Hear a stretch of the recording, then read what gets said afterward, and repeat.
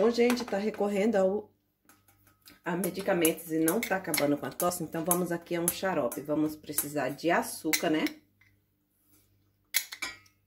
Eu vou colocar bastante açúcar, porque eu não uso açúcar branco, mas para essa finalidade eu vou usar o branco. Açúcar. Vamos precisar de alho frito no azeite. Alho frito no azeite. Vou mostrar aqui isso aqui. É isso aqui, ó. É alho. Para quem não entende meu idioma, né? Vamos precisar de gengibre. Isso aqui.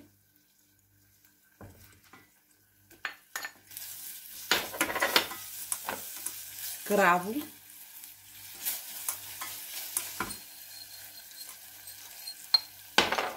E mexer.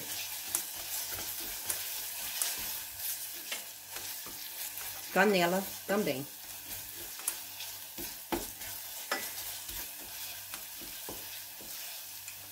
Baixa o fogo para não queimar. Vou colocar a canela. Coloquei bastante.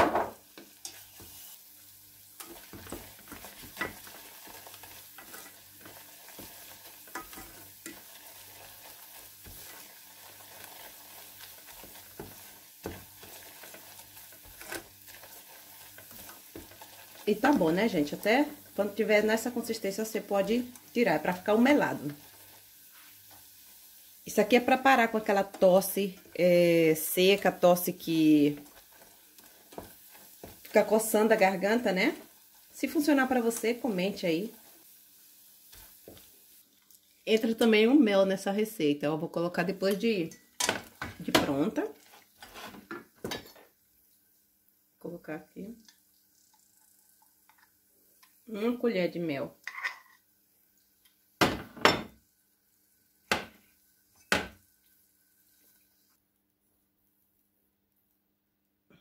Ó, gente, aqui o limão é opcional.